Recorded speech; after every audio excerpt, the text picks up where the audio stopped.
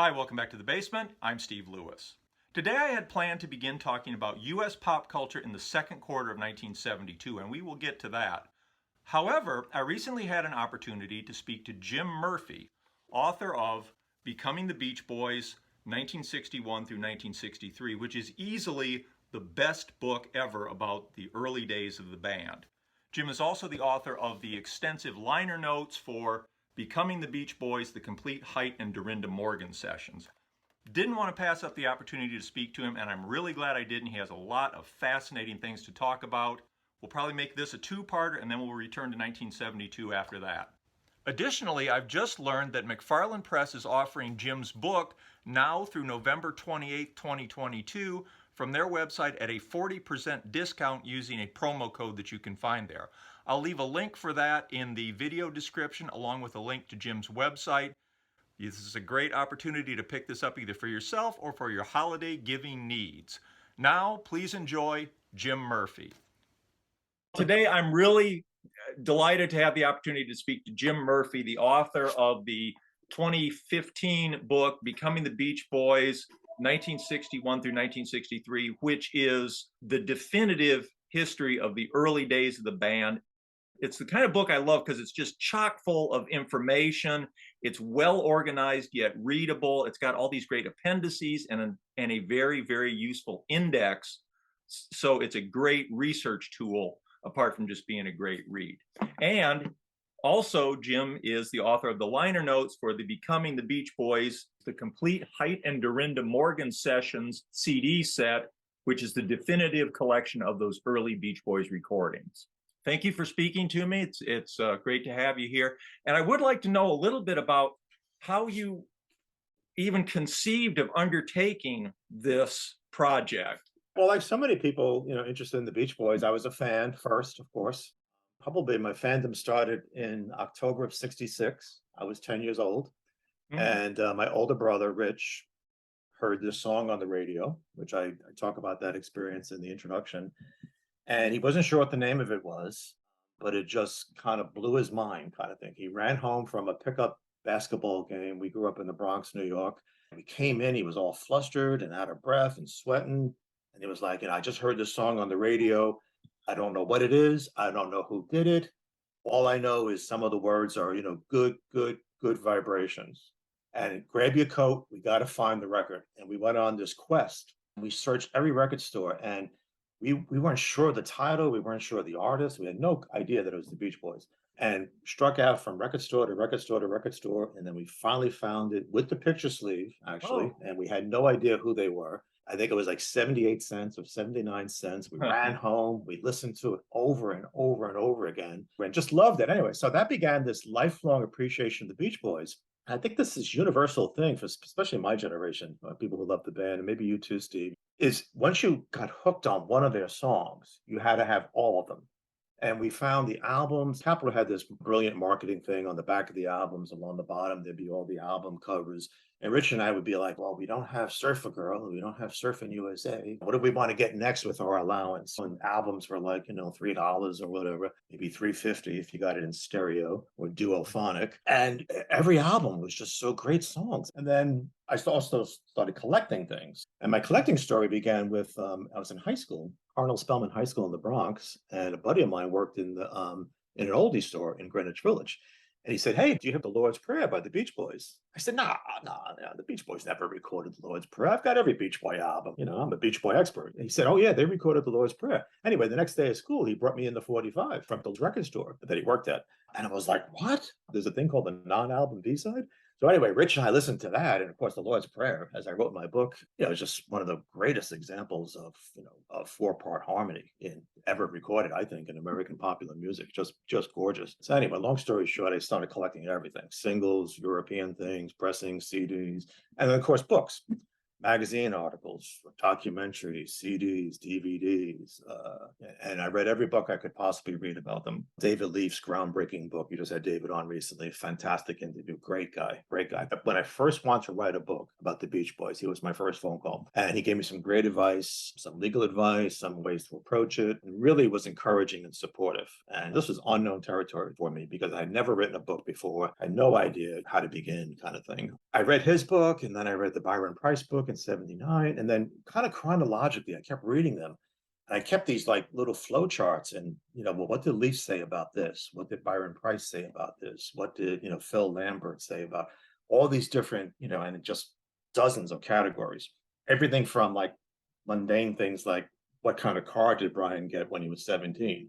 What was the make and model? What was the year? When did he meet the four freshmen? Was it at the Rendezvous Club, or was it at the Crescendo? Kind of questions like that. I said, what did each author say about these things? And there were a lot of conflicts. What did each author say about the Morgans, Height and Dorinda Morgan? What did they each say about Kendrick's records? Who owned it? Who named them? There were so many different little tidbits, and every author had their own little spin on it. And some of it was derivative. You could tell, like, well, one author kind of borrowed it from the previous author, and all authors are cumulative. My book is always a great debt to Leaf and Byron Price and so many others. But you start to think, well, why the inconsistency? It's not that long ago. It's 40 years, 50 years, whatever it was. Surely somebody must know. It kind of annoyed me a little bit. It's like, well, this doesn't make sense. This origin story doesn't make sense. And how do you make sense of something that doesn't make sense? You try to track down the people who can make sense for you. So I thought, okay, let me just maybe write an article for, Goldmine or Discoveries or, one of the record collecting magazines about the origin of the Beach Boys. Well, that article grew into 180,000 words at one point. The manuscript was 180,000 words. And of course, this turned into sort of like a lot of mini books in one, because I wanted to tell the Height and Dorinda Morgan story truthfully for the first time. I wanted to tell the Judy Bowles story truthfully for the first time. I'll talk about Judy later because that was one of the highlights, I thought, for me writing the book.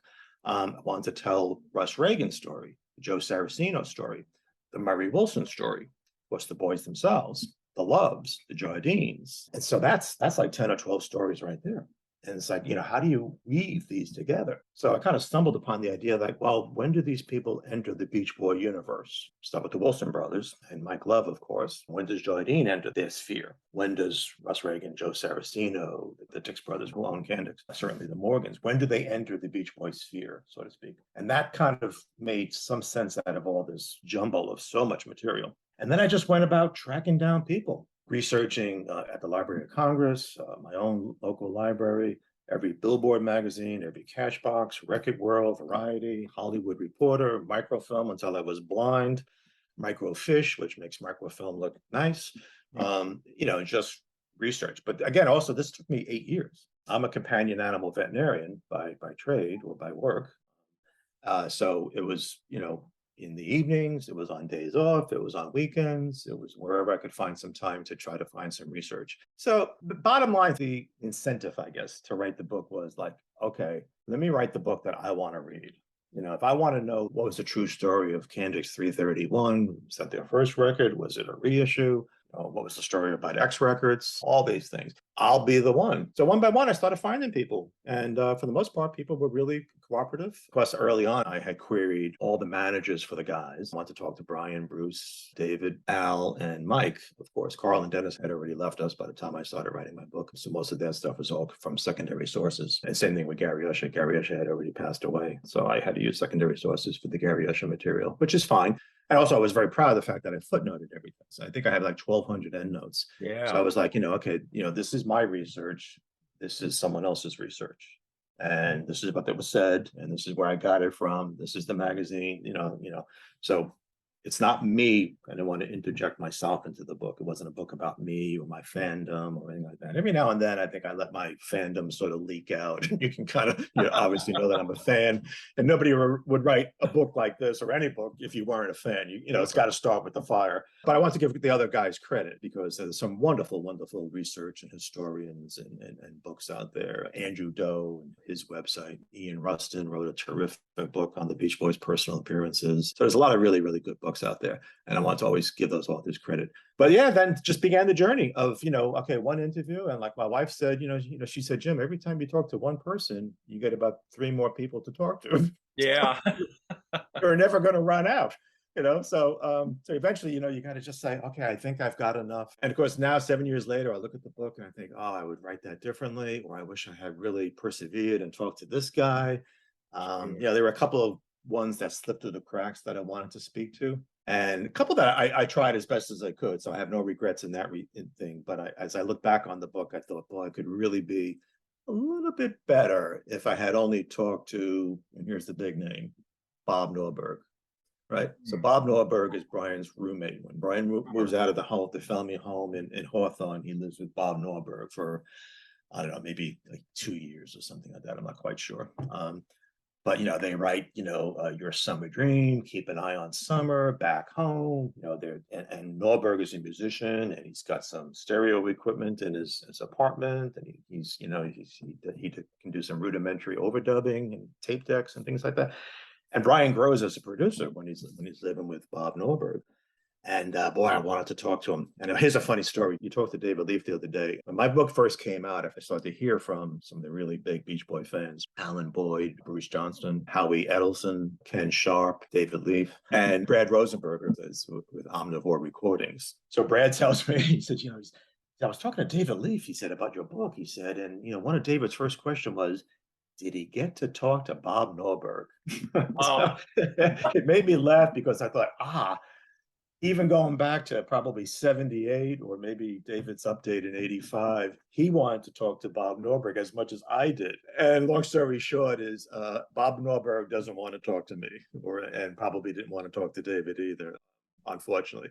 But here's a funny story. Norberg's middle initial is B, right? It stands for Burton. He's Robert Burton Norberg.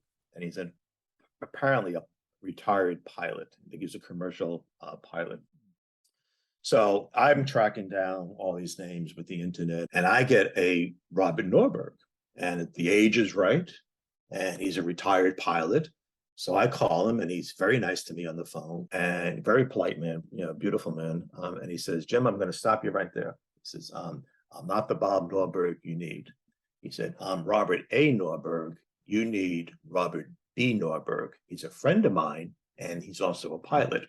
So I thought to myself, well, in what universe are there 2 Bob Norbergs, only different by their middle name, both same age and both retired commercial pilots? So anyway, he very respectfully did not divulge the Bob Norberg I wanted to speak to, his telephone number and things like that, although I actually had it. He said, well, let me contact him and see if he'll be willing to talk to you. And he wasn't. So he was one of the ones that kind of slipped through the cracks. But I tried. Definitely tried. Actually, yeah. But for every one that I struck out on those that would have been nice, I stumbled upon this one. This was an eBay story, because that's another thing too. I would scour eBay for things. Tickets, programs, all kinds of things, anything related to stuff like that. And I found this guy selling 5x7 Capital promotional photos of the guys holding the surfboard horizontally. And they were originals. They had the Capital stamp on the back of the photographs. And I bought it naturally, but then I contacted him. I said, hey, how'd you get these? Or, what's the story behind them? His name turned out to be David McClellan. And he was a 19-year-old journalism student in California. And he was the first director of publicity for the Beach Boys. And he said, I met the band at a concert. I talked to Murray Wilson, and Murray signed me up basically to be in charge of their publicity. And his ad hoc title was director of publicity. Well, he had a whole file of press releases, sheet music, tear out pages from the Hollywood Reporter where he had placed his press releases. He had concert dates. He had written like an original 5-page biography of the band, which was written in 1962. So this was like, I couldn't believe it. I had to sit down. Actually, it was the nicest guy. And he was like, I can't believe you're interested in this stuff. I said, oh yeah. I said, I'm very interested in this stuff. So anyway, we actually worked out a deal where I purchased his collection. And it was just a gold mine of stuff. And kind of in consideration of that, I put this full page photo of him in the book and his then girlfriend at the time. And it was just like, here's something Beach Boy fans that nobody knows about. And then, of course, the other great story was Judy Bowles. I tracked Judy down through her high school yearbook. I finally figured out which high school she went to. And I called the Alumni Society. I talked to many, many classmates from her year. And I finally found a really, really good friend. And I was told Judy's a very private person. She no longer goes by Judy Bowles. Let me talk to her and see what I can do. And I took letters and emails and phone calls and lots of convincing, like, I'm not a stalker. I'm a normal guy. I'm a veterinarian, if that helps. Just love the Beach Boys. Just want to talk to you. But my pitch was, Judy, I don't think your story has ever been told correctly. Because again, when I went through that chronology of all the Beach Boy books, there was, blonde hair, brown eyes, blue eyes, when did they meet? How did they meet? When did they break up? What was the true story? It's a lot of discordance, and I wanted to kind of, separate the noise from the truth. So anyway, she finally agreed to talk to me. So I have about, maybe 7 or 8 hours of conversations with her on tape.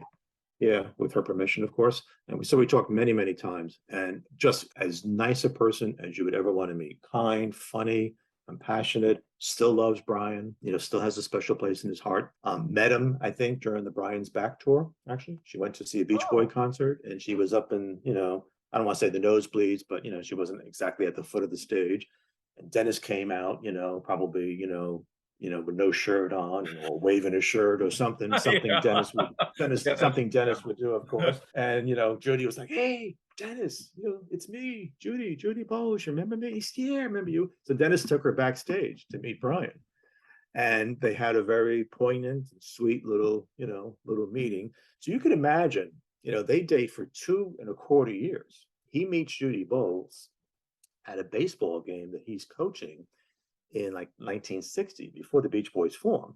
Mm-hmm. She's there during the surfing rehearsal sessions. She's at the party in November of 61 when the Wilson parents go away to Mexico City. She's at that party, and then she's there for the first 4 albums probably.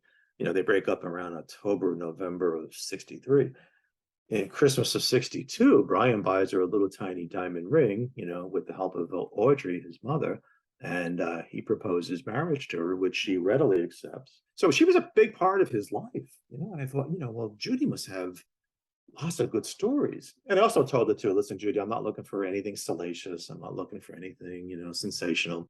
I just want to know what you thought of him and what the relationship was. It was just such a great thing. And I was so happy and so proud, I think, to write up her story and tell her biography a little bit. And here's a funny story. She said, Jim, I read every Beach Boy book that comes out. And the thing that really, really burns me is I don't have blue eyes. Everybody writes me as the quintessential surfer girl, blonde hair, bushy blonde hair, whatever, and blue eyes. And I don't have blue eyes. I have brown eyes, and I'm very proud of my brown eyes. So I told her, I joked with her, I said, well, Judy, we'll make that front and center in the book.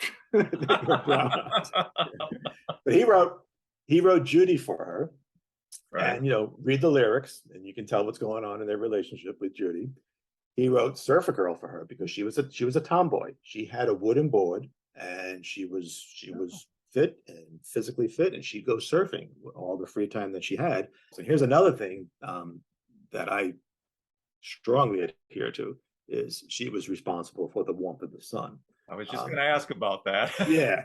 The warmth of the sun, of course, is, you listen to Brian and Mike and even Fred Vale. And Fred Vale, I have the utmost respect for. You will not meet a nicer man in the music industry than Fred Vale. So Fred Vale remembers being with them, in November of 63 when President Kennedy was killed. And Mike and Brian have both written, their own accounts of it with some discrepancies. Brian remembers being in his office in Hollywood writing it. Mike remembers it being on the road. Fred remembers it being on the road. But I think Brian's relationship with Judy and their breakup in the fall of 63 influences it very much. So I can never say for sure. I wasn't there. I don't know for sure. So I kind of split the difference. It's like I think it could certainly be influenced by the melancholy of President Kennedy's assassination and the sadness of the death of Camelot and the loss of so much promise in a young president. But also I think in the loss of a personal relationship. And here's the key thing. Judy told me without me trying to lead her on or or lead her to that question, she said when they broke up, she told him, "I don't feel the same way," and that's almost an exact word for word, in the warmth Mhm. of the sun. Yeah. So that, whatever it is, the second verse or whatever it is, in the warmth of the sun, that's detailing their breakup. Yeah. Yeah. So So that's where we'll leave it for now. Before we go, I just want to thank Jim again for the generosity with his time, his stories, and his insights. Much appreciated. We'll have more next time. Thanks for watching. Have a good week. Bye.